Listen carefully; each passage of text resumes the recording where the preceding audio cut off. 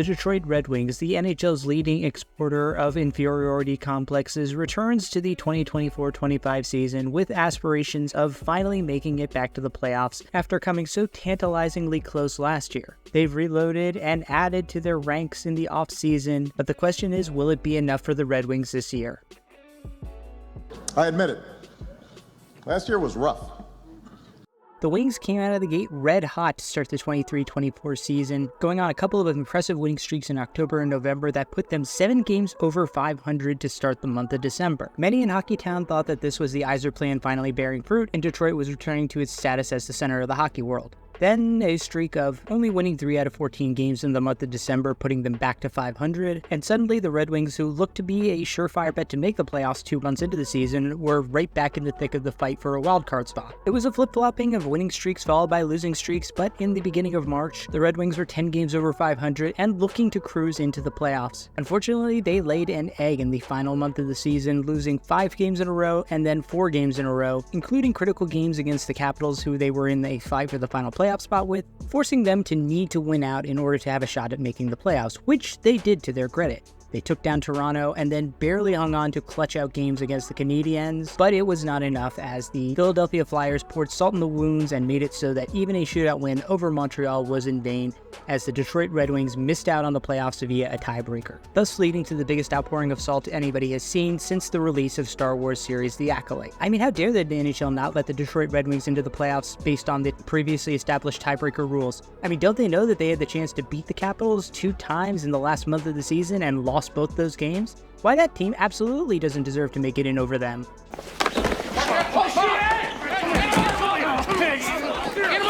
Entering his 3rd season behind the bench in Detroit, Derek Lalonde has led the Red Wings to improved finishes in each of his first 2 seasons, including last year just barely missing the playoffs. Despite looking like Uncle Fester, the Detroit Red Wings were a pretty good team last year considering the fact that they had absolutely no competent goaltending. Lalonde has proven he's at least a capable NHL head coach. The question is going to be now, can he get this team organized and playing consistently? Their propensity to be a streaky team last year is a bit of a concern. It's great that he has a team that can string together wins, but now he needs to make sure that they don't string together losses. You're a star, you're on top, somebody bring you some hair. You should kill yourself.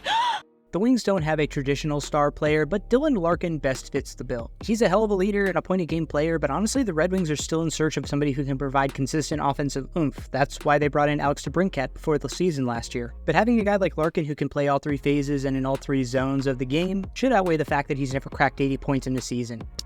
Oh, this guy again. And that first line with DeBrincat and Larkin alongside Lucas Raymond is a very solid one for the Detroit Red Wings, considering that the 3 of them combined can't stitch together 100 goals between them. In seriousness, they're all very good players, 30 goals, 60 to 70 points a year.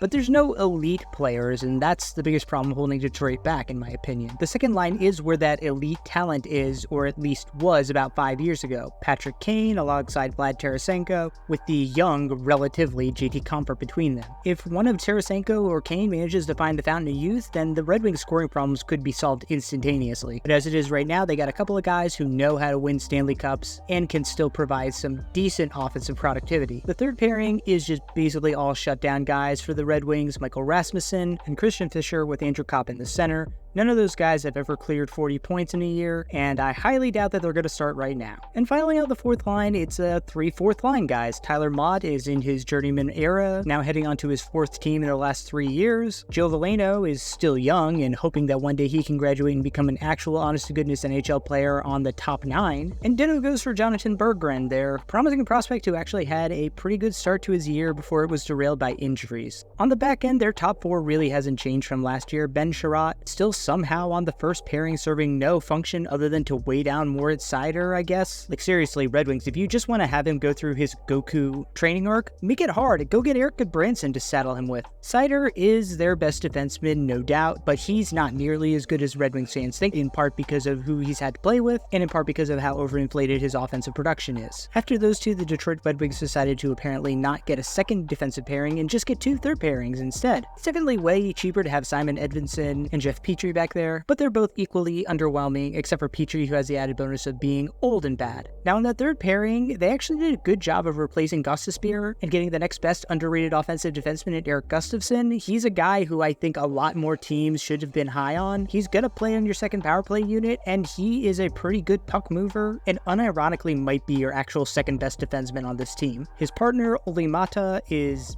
bad, but like not bad for a third pairing guy. He'd be bad if you had him on your first or second pairing, which given who you actually have on the left side of your first and second pairings, he could easily swap up and replace them and look completely out of position. So good luck with that, Red Wings fans. Now, goal should have been the Red Wings' biggest area of concern going into the offseason. Last year, they entered the season with Ville Husso and James Reimer as their two goaltenders, both of whom I told you sucked, and I got a lot of pushback that Ville Husso is actually really good. But don't worry, angry Red Wings fans, he and his .902 career save percentage are still on your team for some unknown reason. But starting for you this year, you actually did go out and get Cam Talbot, a man whose mere mention causes every LA Kings fans to develop a Vietnam 1,000-yard stare, but he'll be backed up at least by Alex Lyon, who was your best goaltender on the roster last year. And considering that he put up a .904 save percentage in 2023-24, that just goes to show how badly they were fucked in this position last year.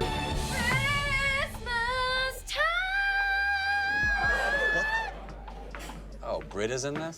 I would argue that Erik Gustafsson is the biggest actual addition the Red Wings made this year to bolster their back end, though I would also accept the argument that getting an actual human goaltender in Cam Talbot is a pretty big upgrade. But the biggest name that they added this offseason was undoubtedly Vlad Tarasenko. Now a two-time Stanley Cup winner and a former 40-goal scorer, Tarasenko is a shell of what he once was in his glory days in St. Louis. His offensive pop is basically on the level of guys like Larkin and DeBrincat. 20 goals, 50 points if you're lucky. He's a bigger name than he is a contributor on the ice, unfortunately. But still, very effective second-line player, still got some good pop on the second power play unit. He'll fill that role very admirably for the Wings. Just don't expect 30 goals and 70 points this year.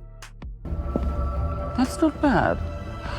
But you know who you should be expecting that level of productivity from is Alex DeBrincat. After a scorching hot start to the year last year, just like the Red Wings, he cooled off like he was Batman in a battle with Mr. Freeze. He only put up 4 goals and 13 points in the months of March and April, when they needed that production the most, so the hope should be that DeBrincat is going to elevate his game and become that consistent 70-80 point player that he has shown flashes of being. I may be cynical about the Red Wings, but I genuinely do think he can do it. He has the talent, he just needs to get the consistency going. The Gambletron 2000 says the winner is Cincinnati by 200 points. Why, you worthless hunk of junk? I called the Red Wings fool's gold before the year last year while they were on that hot winning streak at the beginning of the year, and I'm going to call them that again this year. They just don't have the high-end talent up front and the talent in general on the back end to be a team with a real shot to make the playoffs. Their goaltending situation is still a mess in my opinion, and as I said in previous videos, they're in a division that's just getting better and better. The Senators are better, the Sabres have improved, even the Canadiens, although I think they'll be at the bottom of the division, are improved, and the Wings just do not have enough horses to keep up with the Maple Leafs, the Bruins, the Panthers of the division. I think they were lucky to get that close to the playoffs last year. They had one of the worst expected goal differentials of any team in the NHL last year, and I think they're closer to being a top 5 lottery team than they are to making the playoffs. Maybe Iserman should have just been a player. Welcome to Planet Iserplan, the best rebuild to take 8 full years and still not be in the playoffs. Also, without my plug, Mo Sider, that blue line looking a lot like 5 pylons, and Ben Chiaro. Although the Wings did give us some of the most exciting last games of the season I've seen in a while. Detroit Red Wings, a drain on the original 6. Other than their storied history, they have nothing to offer the hockey gods, other than crap. As a Rangers fan, I beg the Red Wings to hook up with the Leafs, Blackhawks, and Canadiens and keep quiet. The Bruins and Rangers are talking playoff appearances. Don't believe me? Ask Red Wings fans when was the last time they made a deep playoff push.